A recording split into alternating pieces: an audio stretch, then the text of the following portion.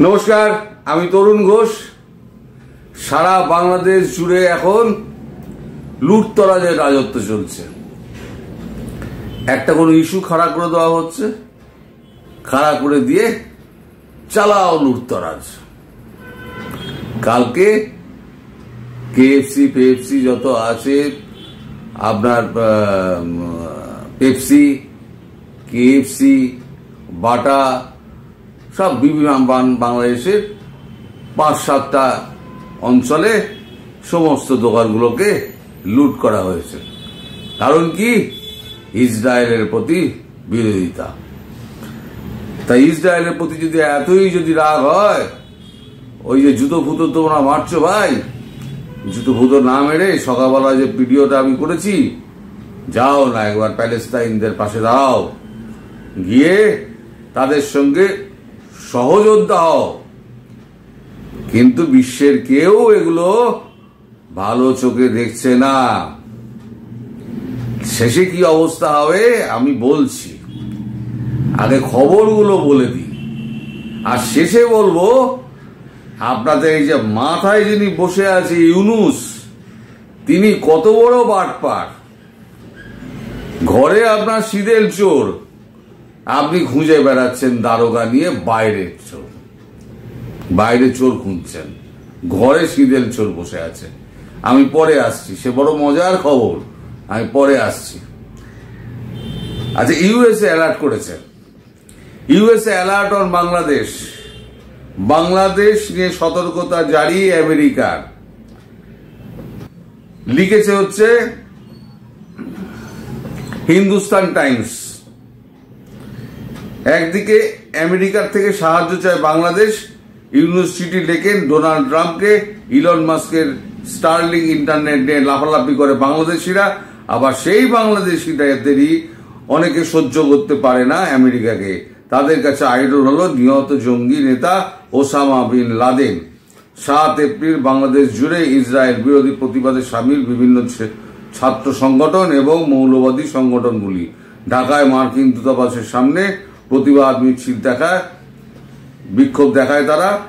গাজায় নির্বিচারে যে নরহত্যা চলছে তার প্রতিবাদী এই বিক্ষোভ প্রদর্শন। তবে এরই মাঝে আবার সেখানে দেখা যায় ওসামা বিন লাদেনের পোস্টার হাতে হাসি মুখে দাঁড়িয়ে পোজ দিচ্ছে। সেই ছবি আবার ভাইরালও হয়ে গেছে। এ তো গেল বাংলাদেশে ইসরায়েলের প্রতি যে ক্ষোভ, তার বহিঃপ্রকাশ হিসেবে আমেরিকার যে বার্তা সেইটা। এবার কি হয়েছে বাংলাদেশ লেটেস্ট আপডেট, সেখানে লেখা হচ্ছে, এটাও হিন্দুস্তান টাইমস করেছে, ইসরায়েলকে হারাতে বাংলাদেশেই তাণ্ডব, জুতো চুরি মৌলবাদীদের। সারাদিন পরে রাতে ঘুম ভাঙল ইউনুসের। গাজায় ইসরায়েলি হামলার প্রতিবাদে ৭ এপ্রিল বাংলাদেশ জুড়ে হরতালের ডাক দিয়েছিল বিভিন্ন ছাত্র সংগঠন এবং মৌলবাদী সংগঠন। এই আবহে সিলেট, চট্টগ্রাম সহ বিভিন্ন জায়গায় তৌহিদি জনতা এবং মৌলবাদীদের আন্দোলনের নামে স্রেফ জুতো চুরি, লুটপাট, ভাঙচুর। রিপোর্ট অনুযায়ী ইহুদি মালিকানার অভিযোগে কেএফসি, বাটার শোরুম ভাঙচুর চালানো হয়। ভাইরাল ভিডিওতে দেখা যায় বাটার শোরুম থেকে জুতো চুরি করে পালাচ্ছে মৌলবাদীরা। এদিকে কেএফসির সামনে কোল্ড ড্রিঙ্কসের বোতল ফাটাচ্ছে মৌলবাদীরা। গতকাল রীতিমতো সারাদিন এই তাণ্ডব চলে। পুলিশ নিষ্ক্রিয় ছিল এই তাণ্ডবের সামনে।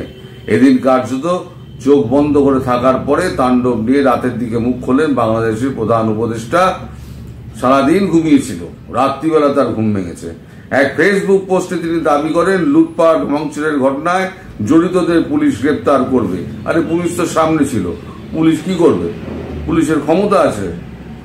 এদিকে বাংলাদেশ পুলিশের আইজি বাহারুল আলম দাবি করেন তাদের কাছে হামলার ফুটেজ রয়েছে, সেই থেকে হামলাকারীদের শনাক্ত করে ব্যবস্থা গ্রহণ করা হবে।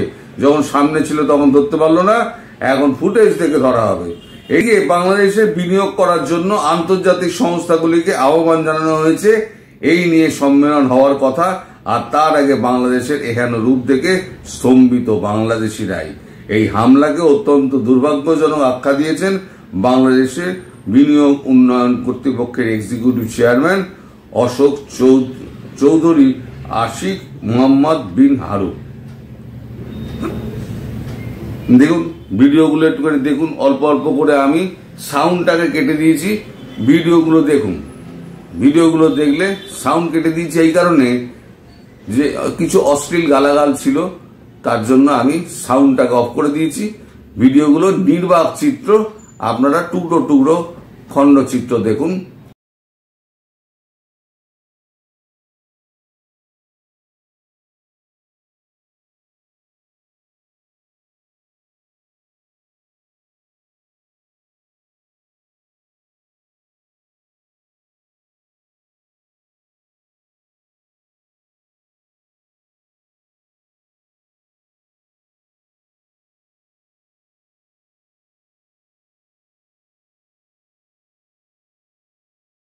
আচ্ছা, এরপরে বিদেশি বিনিয়োগের জন্য সম্মেলন ডাকা হচ্ছে।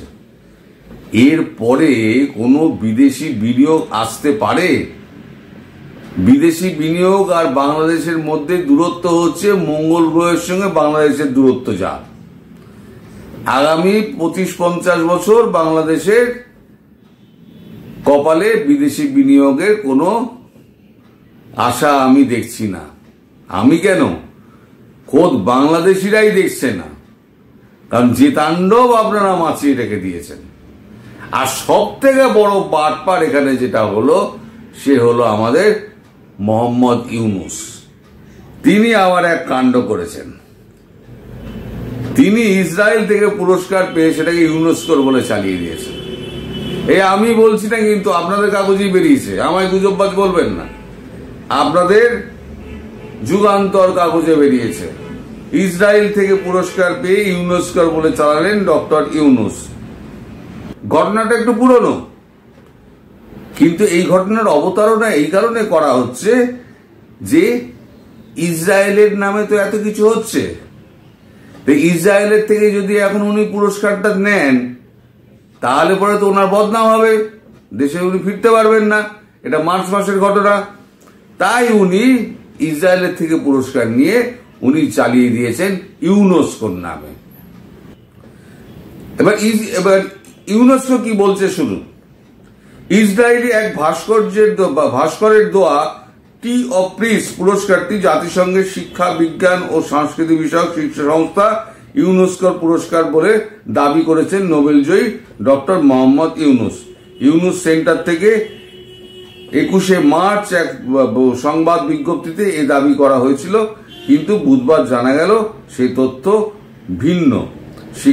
শিক্ষা মন্ত্রণালয় বাংলাদেশ ইউনেস্কো জাতীয় কমিশন বিএনসিইউ এক সংবাদ বিজ্ঞপ্তিতে জানায়, ডক্টর ইউনুসকে ইউনেস্কো থেকে পুরস্কার দেওয়া হয়নি।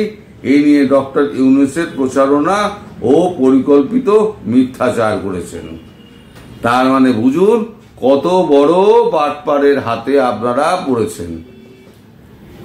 ইসরায়েলের পুরস্কার বললে পরে তো তার যদি এখন তৌহিদি জনতা খেপে যায়, তাই পুরস্কারটি বগল দাবা করেছেন, নাম দিয়ে দিয়েছেন ইউনেস্কোর। এখন সেইটা ইউনেস্কো এখন ফাঁস করে দিয়েছে।